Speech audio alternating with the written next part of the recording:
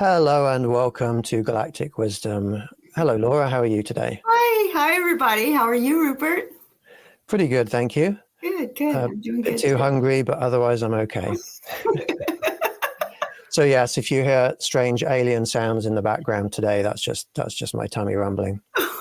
Well, if you hear any type of Godzilla sounds coming from my end, that's my clan downstairs. I have a house full tonight. Grandchildren, right? Yes, all five right now. I have seven, but all five are here right now. Wow, that's very cool. Well, today we're going to talk about alien-supported survival. So the survival part, we're talking about how to survive a nuclear war, any kind of war, a civil war, any kind of natural disaster, flooding, fires, etc.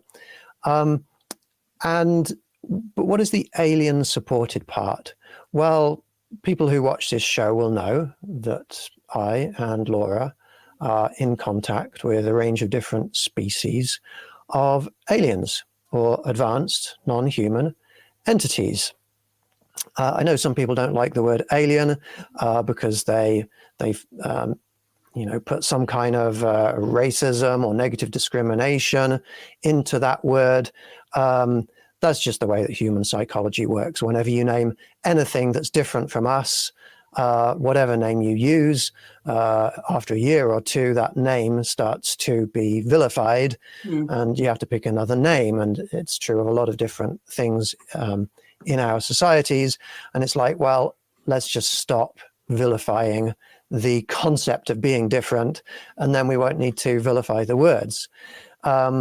Anyway, aliens or advanced non-human entities, they are in communication with us, and they're in communication with us because, like, specifically us as people, Laura and myself and a lot of other people I know, specifically because they want us to survive. They want us to survive because they support the kind of people who they want to survive. They support the kind of people that they like the idea of being in friendships with, in active, constructive relationships with. And that is why they support us. What evidence, Laura, do you have, first of all, that we're in touch with aliens at all? Well, I can say they have the evidence is when there is more than one person that actually has either seen or heard the same thing. And what's even more convincing of this is that you have not met that person, and you eventually, when you get together, you realize your stories are the same. The message is the same. That's evidence. Right. So, for example, if I'm hosting a Zoom meeting, like in about 3 hours, I'm hosting a Zoom meeting where we're going to go to the Galactic Council. If I'm hosting a Zoom meeting like that, and there's 10 different attendees in that Zoom meeting, and when we're meditating, we're astrally projecting to the Galactic Council, and we don't know what entities we're going to be seeing in the Galactic Council. There could be many. And let's say 3 or 4 people all have the same psychic perception of seeing the same entities, the same aliens, the same beings, then statistically speaking, that is so unlikely that we've got there very strong evidence and even proof of our communication, our connecting with these different beings. Correct. Which beings have you connected with in the past? Are you able to just maybe give me a brief list without going into a huge detail about each one, because that would take us days? Arcturians, Lyrans, Reptilians, Greys, and Ebens, Antians, Mantis beings, and I don't know what to call these, but I call them light beings. They're pure light. Even tall whites, orbs, who are also beings as well as terrestrial beings, interdimensional beings. It's all kinds. It's all kinds. Yep. We've seen a long list of different beings, and a lot of them we've been able to identify. A few of them we haven't yet been able to identify. But yes, we're in communication with them, and they do communicate with us because, well, first of all, they're safe with us. Yeah. We're not going in there with any intention to attack them, to capture them. I've actually heard of people who do contact events outside, and their plan is to grab one of them when they appear. I don't know how well that's going to go over. It's not such a wise thing to do. No. And I've heard stories of people shooting at different alien beings, and yeah, they get shot back at. They get hurt. It's not very wise to go into any communication with any being with hostility, because you're going to get hurt, very possibly. But they feel safe with us, and not only that, they can look at us with telepathic certainty. They can see who we are with telepathic certainty, and they look into us and they see that our intentions are wise. We're going in there peacefully in order to connect with them as friends, in order to work with them constructively to move us forwards into the future in a more constructive way. And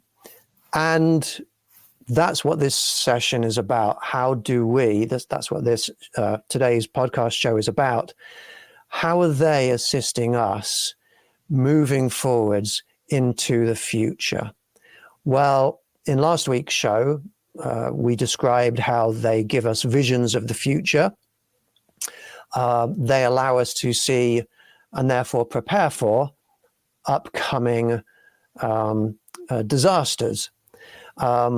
For those people that didn't watch last week's show, Laura, do you want to give a 30-second summary of the vision that an Eben, an extraterrestrial biological entity, showed you of the future? And I do have my shaker here. Oh, I knew it. So that if it's going on a little bit too long, I will cut you short. But just a quick recap. Sure. It was in March. We were doing a Galactic Council meeting, and abruptly, Eben showed up and was dead in my face. He did not want me to see, listen, or he wanted my attention. And then he downloaded me with horrific visuals and stages of how we're destroying the earth, and that the earth is going to end, the end of the world. And with each stage process, I would hear over and over, this is a possibility. This is a possibility. And you need to spread this word. This is your job. This is the message. It was hard. This is hard. Good. Fantastic. I was ready, but I didn't need to. That was a great summary. So Laura's describing there a message that was given to her of a disastrous future where the earth is basically on fire. This could be something that is caused by nuclear wars. If I show you this image briefly, people who are looking at their screens, this image shows, I screenshotted this about a year ago, maybe a little longer.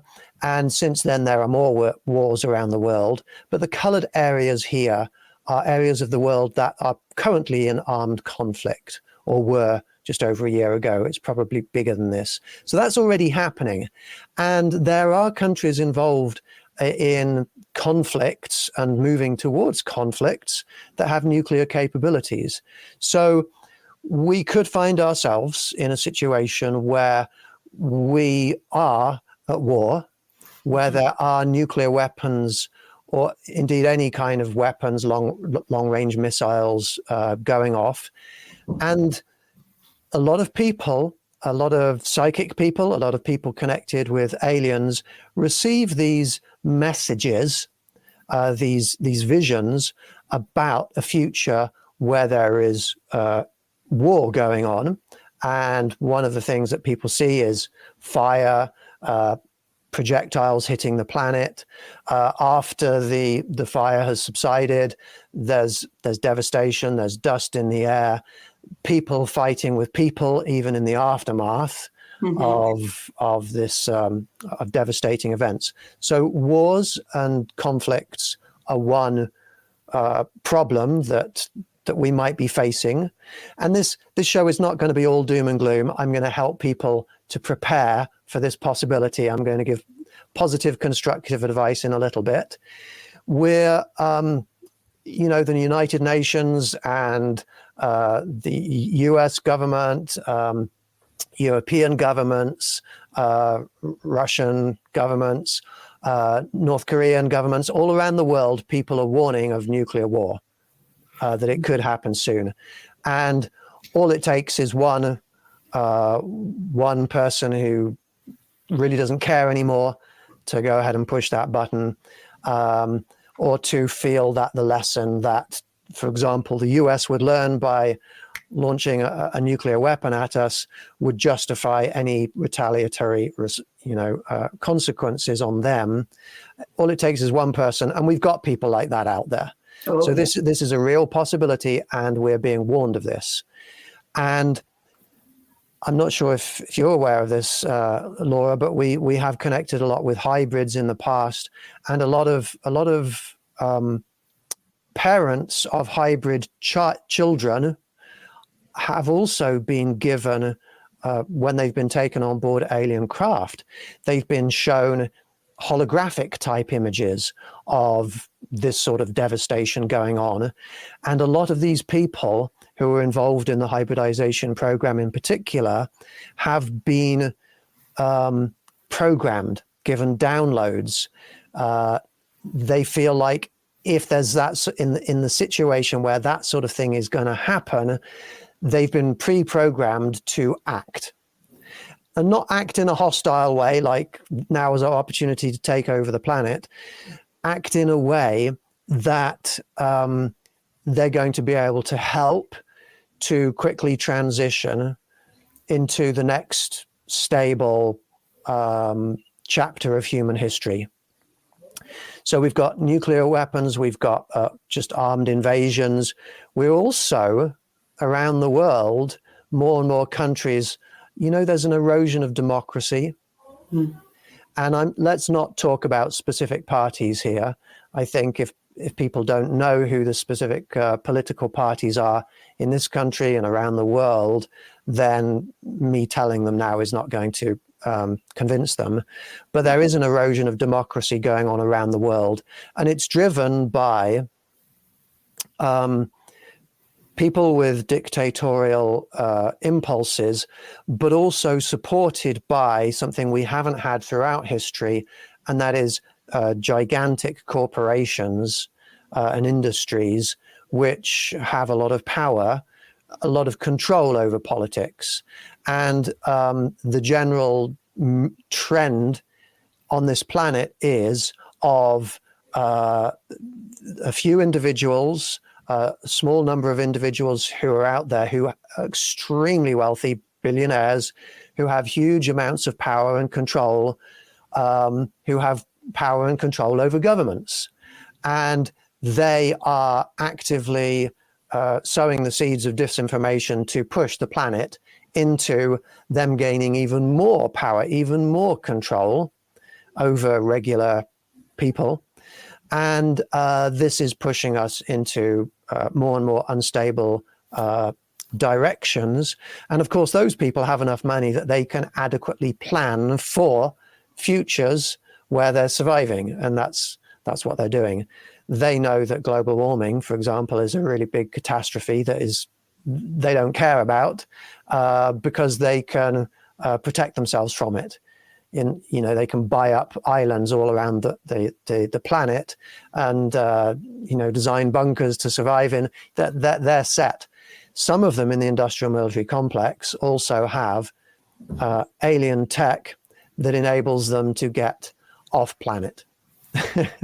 So they don't need to worry about this. So we've got nuclear wars, regular conflict. We've got civil wars that are becoming an increasingly big probability around the world. We've got climate change, as I've mentioned, which is happening, and nobody seems to be able to do anything about that. I've tried my whole life. I can't do anything about it because we're fighting. We're trying to combat what these big, powerful billionaires are doing, and the industrial military complex. I don't have that sort of money and resources to combat that. And of course, with climate change come flooding and fires and hurricanes, tornadoes, and a whole range of droughts and a whole range of different natural disasters. We are moving in this show to talk about how can we prepare for some of these things and how can we survive after they happen. But sorry, I need to silence my phone here.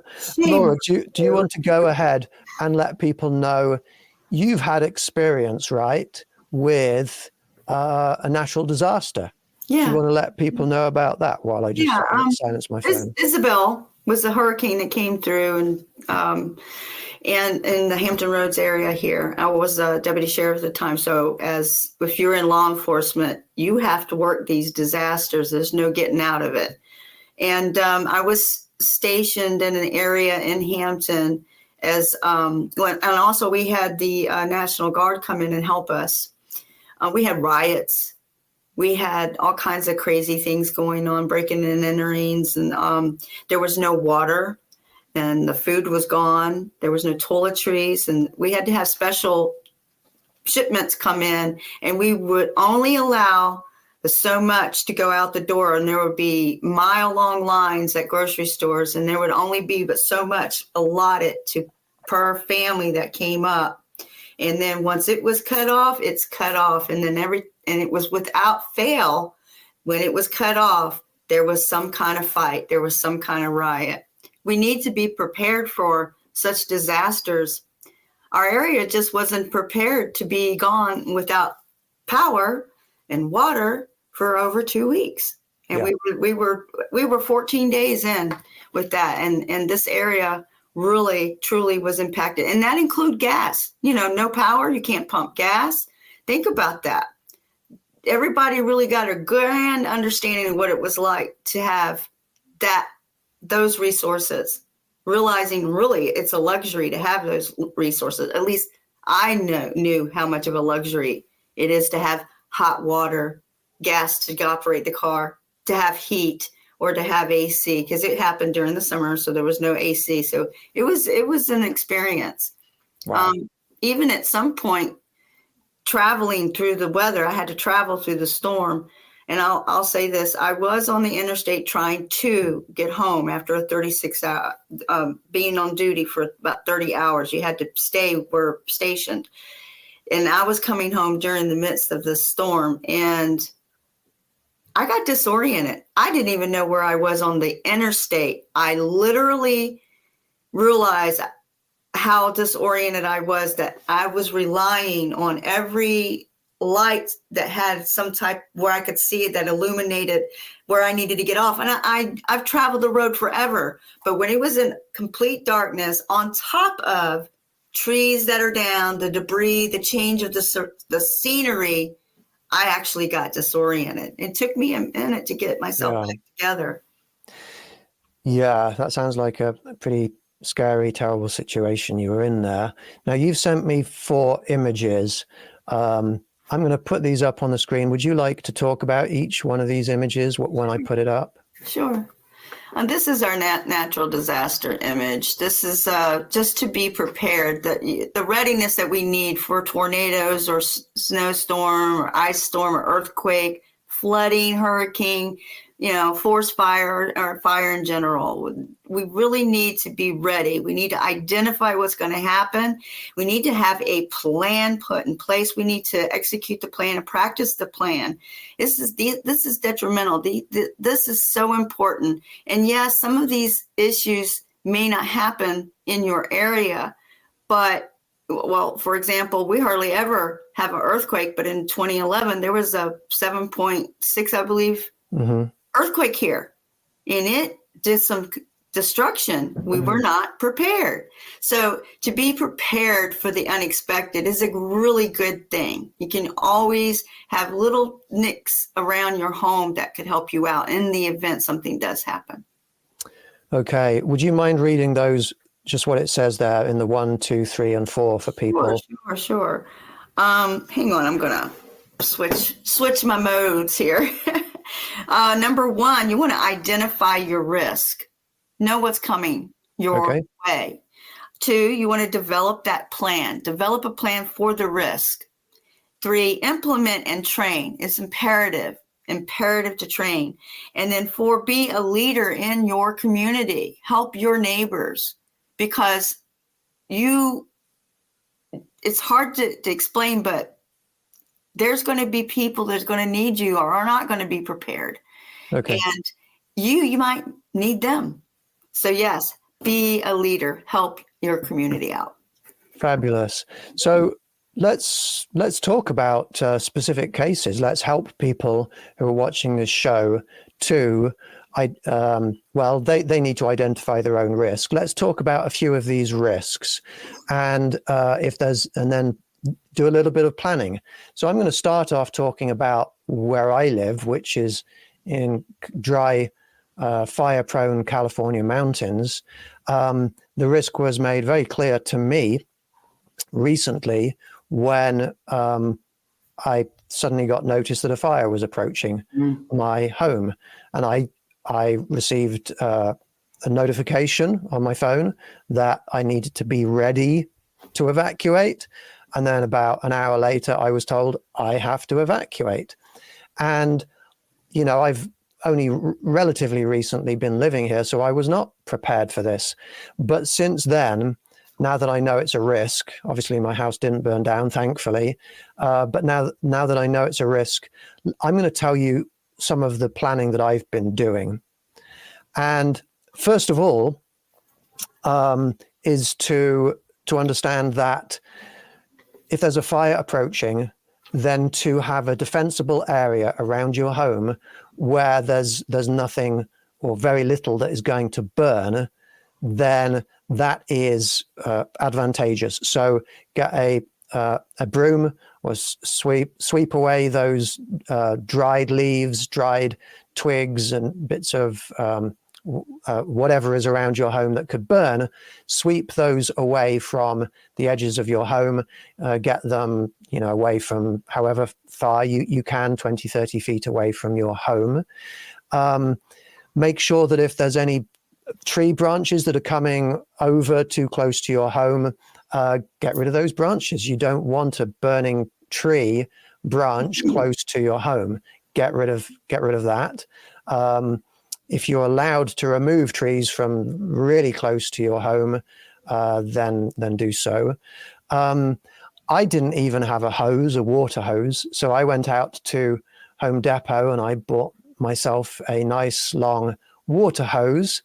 It has since been eaten up by ground squirrels trying to get at the water that was inside of it. So I need to go and buy a new one. This is all practice, getting it. I'll get it right next time. I need to, after I've used my hose once, put it somewhere where the squirrels are not going to be able to eat it. But you can get powerful nozzles to put on the end of a hose. And I got a really long hose so I could move it all the way around my house and spray down the house with water and the surrounding land. If a fire came closer, that'll help reduce the risk. And another thing that I've been doing, we get a lot of snow and a lot of rain up here in the mountains in the winter. In the summer, it's bone dry. Is there a way for me to move the water, collect the water from the winter, and then utilize that in the summer? That's something I'm doing. So what I've been doing is, we haven't got snow here yet or rain yet, but, I use water to shower, bathe, that sort of stuff. And I'm collecting that water in the bath. I am taking big, strong containers that I actually use to drink distilled water from, just regular Walmart distilled water, plastic containers. I'm filling them up with the water that I've collected in the bath, and sealing them. I'm taking them outside, and the containers that I use are quite easily stackable, and I'm stacking them outside. And where around the back of the house, I'm actually starting to build up walls of basically water bottles, lying them on their side and stacking them up like bricks. I'm building myself a water wall to protect my home. And if embers from a fire come and land or get blown onto this water wall, the plastic of the water bottles is not going to burn. It might melt, and if it melts, you get water coming out. So I'm going to do as much of that in preparation. I've got 6 months to prepare again for this sort of thing. That's the sort of preparation that I'm doing. I might even up in my attic, which will, the roof will be the first thing to burn. What happens if the roof is burning down and it encounters lots of water bottles? Well, the same thing is going to happen, and that's what I'm going to do. I might get a bit of water damage inside, but that's better than my house burning down. So, there's lots of things you could do. There's insulating, silvered insulating, heat insulation, sort of, I don't know how to describe it, like sheets that you can buy in Home Depot that you can insulate your walls with to keep in heat when it's cold. You could, when you enter the fire season, or if a fire is approaching, you could quickly get one of these large insulating rolled up sheets and start to wrap your house in it. There's a lot that you could do. You don't have to sit and wait for the fire service to get there. You can also collect your water too with the water barrels from your water drains, your guttering, where you have a spout that goes in, and it can collect in these huge containers. That's another way you could do it. I don't know exactly what they're called, but yeah, you can do that with drum barrels. Yeah, I would like to be able to do that too. That's part of my plan. Now, given that we're talking about water, Laura, if we do capture lots of water in a barrel, and maybe it's there 6 months, and there's green stuff growing in there, there's squirrels swimming in it, there's all sorts of stuff going on in that water. And, for me, I would be closing it off anyway, so that I can keep away the mosquitoes. But it's probably not going to be drinkable. Potable is the word. And that's probably the biggest post-disaster issue that people face, is now there's no running water, now there's no clean water. And if there's been a flood, there's sewage in that water. Yeah. Do you personally know how to purify water? No, I do not. It's a shame, but I don't.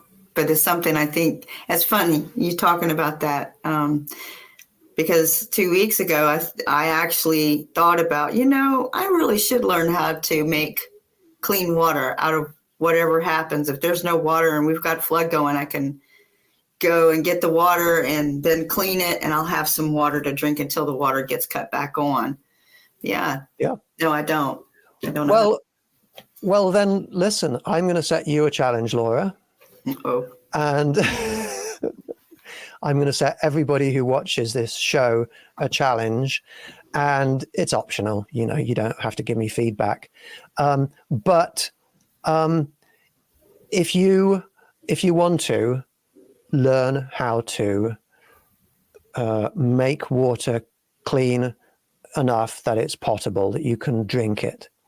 Let's suppose you have a gallon of water. How do you make that so that you can drink it if there's sewage in it, or it's just really muddy and disgusting, it's flood water, or if it's water that you've collected from your what do you call the drain things? The gutter. Gutter, that's the word. Yeah. The gutter. If you collect water from your gutter, then how do you make it potable? So I'm a scientist, so I'm going to tell you. First of all, you need to, or the quickest, easiest way to do it is to be able to make fire. Can you do that, Laura? Can I make fire? Not without a match or a lighter. It's funny because, hundreds of years ago, people would be able to do these things in a heartbeat. And we today are going to sit on top of a mountain or in a flood and die because we can't do the simplest of things that people just like 300 years ago would have been able to do in a heartbeat. Just like gardening. People don't know how to grow vegetables, or what to eat. I mean, I do know what I can walk out in my backyard and pick foliage out of my backyard. I know what I can and cannot eat. I do know that. Yeah. So well, that's good. So that's the second stage. We can't go more than, I don't know, 3 or 4 days without water, but we can go maybe twice as long without food if we've got water. So food will come next. But I'm going to suggest that people learn how to make fire. And it does depend a little bit on your environment. Now, you can take a bunch of matches and seal them in a Ziploc bag or something that is effective, because not all Ziploc bags work, at keeping out water, for example. But you can just store some somewhere. But also try and figure out a way that you can start fire without.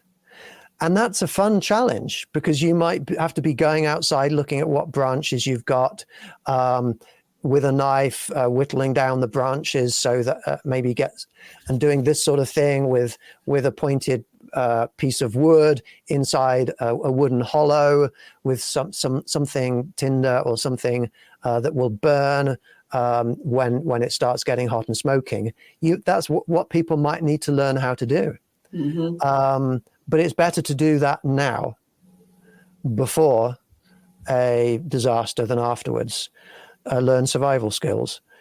And after you've done that, after you've got fire, which obviously is also good and helpful for keeping us warm if it's really, really cold, after you've got fire, then you need to be able to boil that water. That's the next stage. So you want something, some kind of container that you can boil the water in. Pots and pans, that's something to put in your survival kit, maybe in the trunk or boot of your car. And then you need to be able to somehow capture that the water vapor as it leaves the boiling water, and cool it, condense it, and distill it into pure water. That's the process. It's like stuff that you would have been able to do in a chemistry lab when you were in high school. But that's a process that I think that we all should learn. Now, you can cover the water, boil it and boil it and boil it, and you will kill a lot of the bacteria, a lot of the pathogens, a lot of the germs. If you boil it for long enough, even though you're not going to get clean water at the end of it, you're going to have like dead microbe soup, mm-hmm. dead bacteria soup with some mud mixed in probably. And it'll be something that you could drink. So boiling water is an important thing.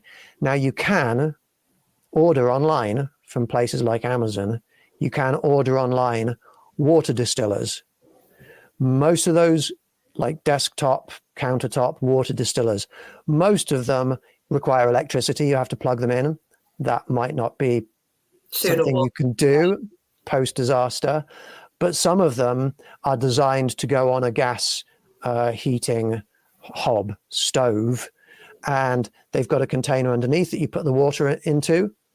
They've got a container on top that the water vapor goes into, and then there's a third layer that you put just regular temperature water into, which helps to cool the water vapor, and then there's like a tube that comes out of them. I recommend people buy one of those. They're about $100, but if you were to buy one of those, Though that's not bad. I yeah, mean, you're gonna if you're willing to spend that kind of money. To me, I think you're going to get your money back because and you'll be purifying your own water. You can look at it like that. You know that you're getting the freshest water right then and there. Yeah. And there's other little tricks you can do, survival techniques. If you've got some dirty water, imagine in here there was some dirty water, you can put it up a little bit higher than an empty container. You can take a piece of kitchen towel. You can put it into a sort of a tube shape, and you can put it inside one, and the lower end, this isn't long enough, but the lower end you put into a lower container, and water will naturally be drawn up into it, come over the top, the whole paper towel will get soaking wet, and it will start to drip from the bottom, and the paper towel will take out the impurities. That's another little technique, but you need to have something like kitchen towel, or maybe even just regular clothing will work. I haven't experimented with that, but that might work. Are there any other ways of specifically preparing in advance of floods, tornadoes, snow, ice, hurricane, earthquake that you can think of, Laura? Yeah, absolutely. Batteries. Get them on hand, put them up in dry area, along with lighters and matches. Have those chargers. You want to make sure that you, if you had an extra charger with your cell phone, that way it's already in the pack. That's a good thing to have. Non-perishable items you want to have together in a medical kit. Sewing, you want some sewing. Like a needle and thread, you can have that. And a miniature radio, as long as it's battery operated. Pet food, your pet records, make a copy of them. All your very important things, especially if you have to evacuate. You want to bring all of this with you. You want a can opener. It's imperative. And a small toolkit. You'll be amazed that you're going to end up needing a hammer. You might need a Phillips head or a screwdriver. Trust me, there's going to be some way you might going to be needing this. Flashlights. You want to have a couple of good flashlights. Make sure you have batteries for them and keep all of that separate. And toiletries, very important. And when you do have water, and for example, and toiletries, you want to at least have 2 gallons of water per person, per household, as well as the toiletry, because you will go through that, and you're going to have to control that. In anyone who's taking or during the time that you're without, and whomever is ahead of that household, for example, you still want to control everybody's portion. These are the things that are very important. The non-perishables are very important because you want to think that you don't have no way of cooking. Think about that, okay?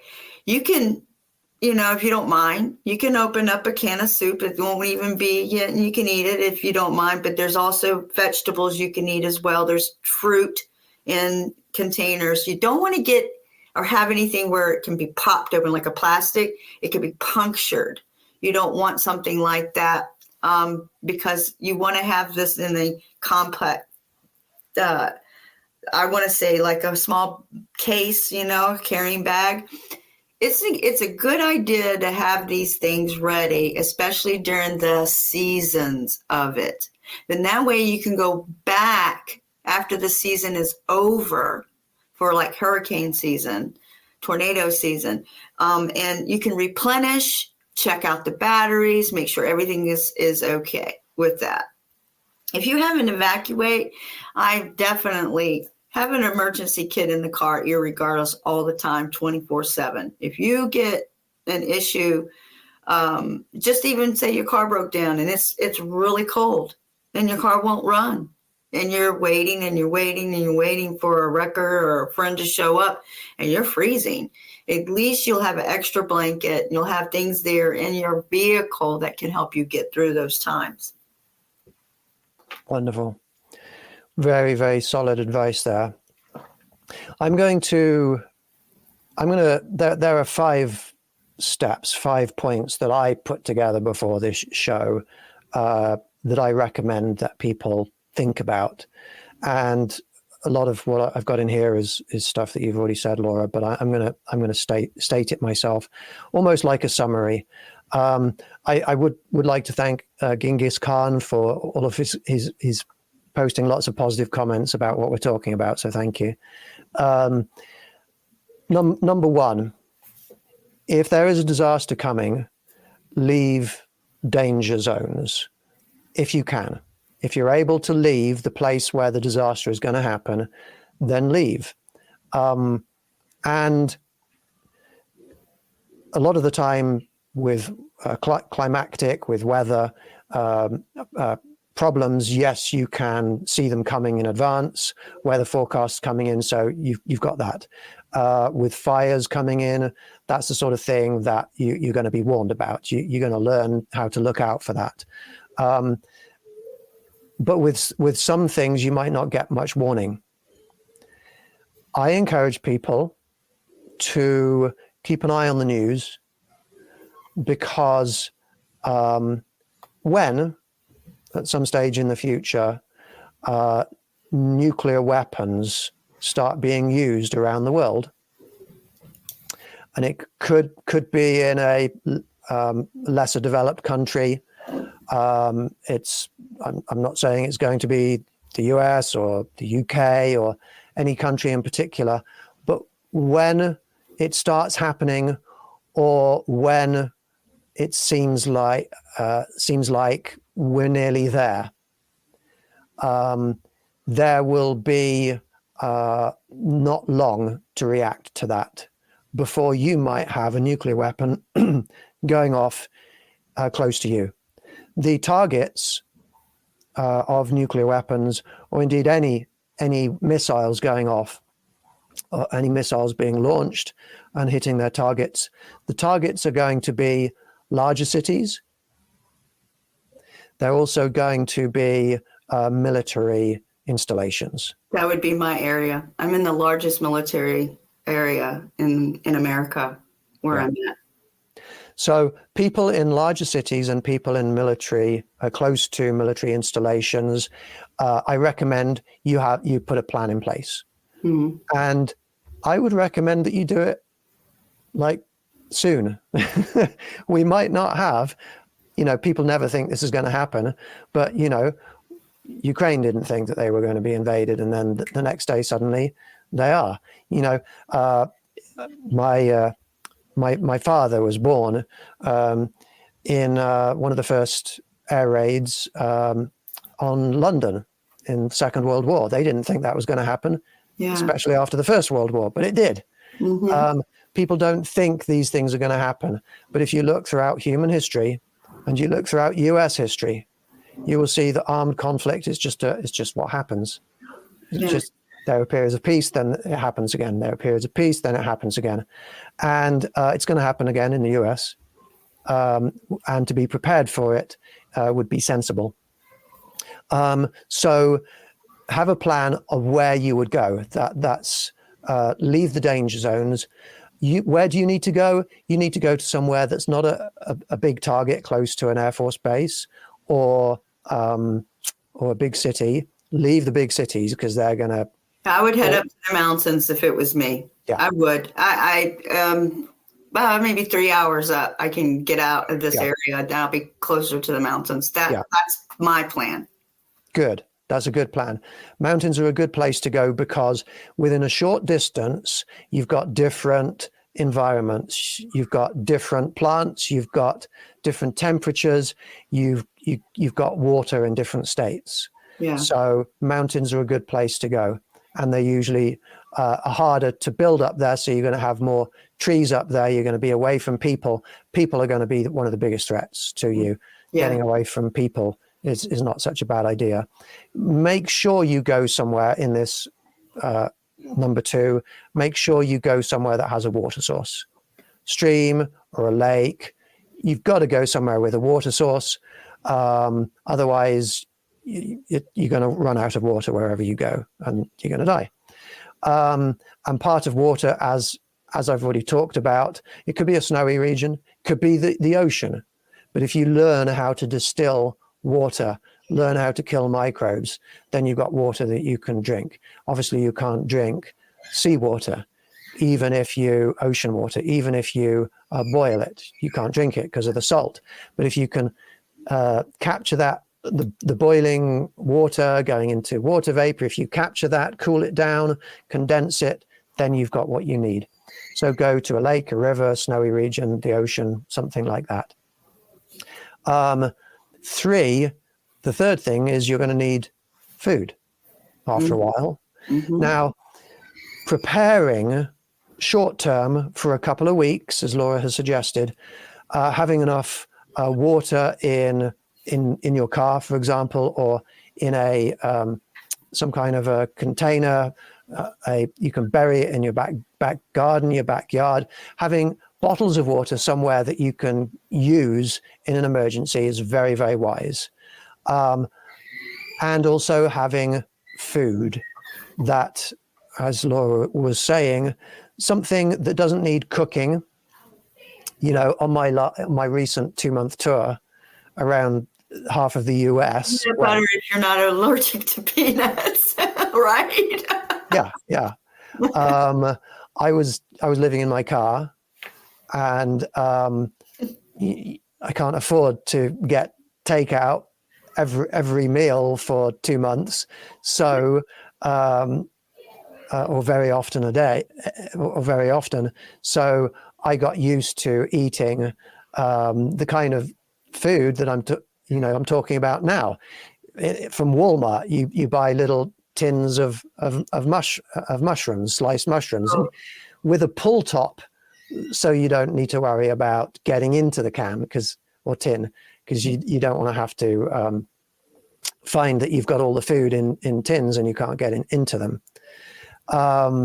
So yes, dried things that don't require cooking, tinned or canned things are also good.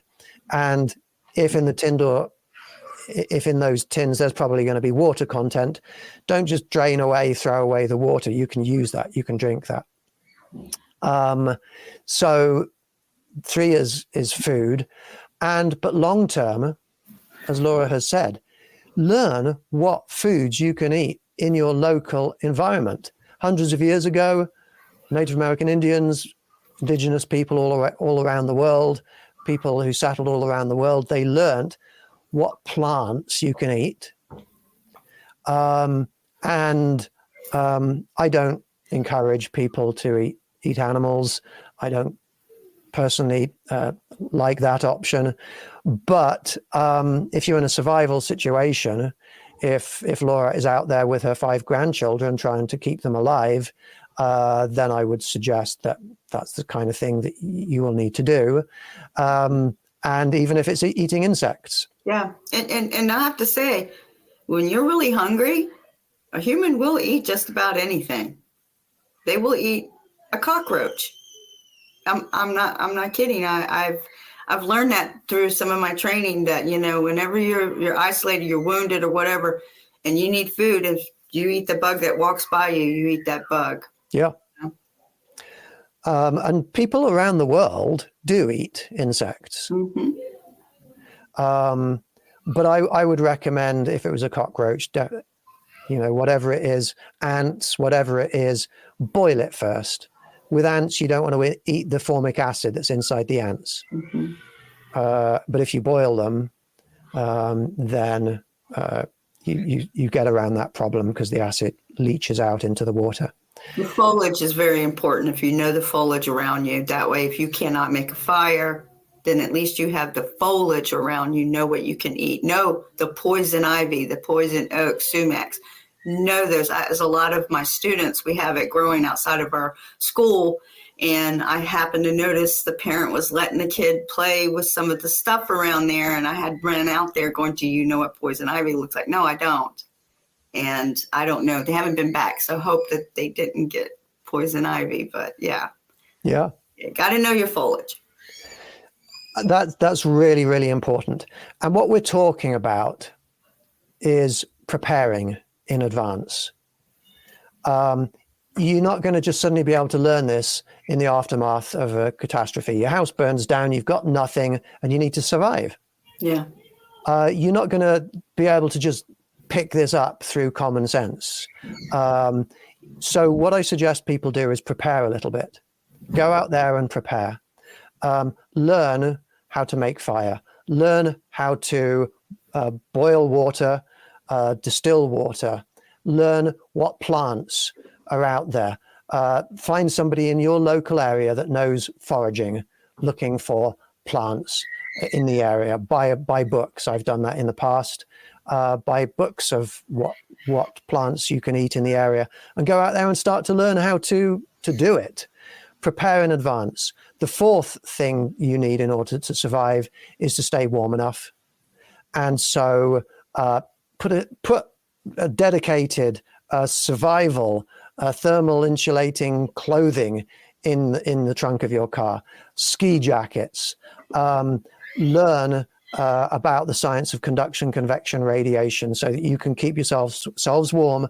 Have all that ready to go in your car before the emergency happens, before you even know that an emergency is going to happen.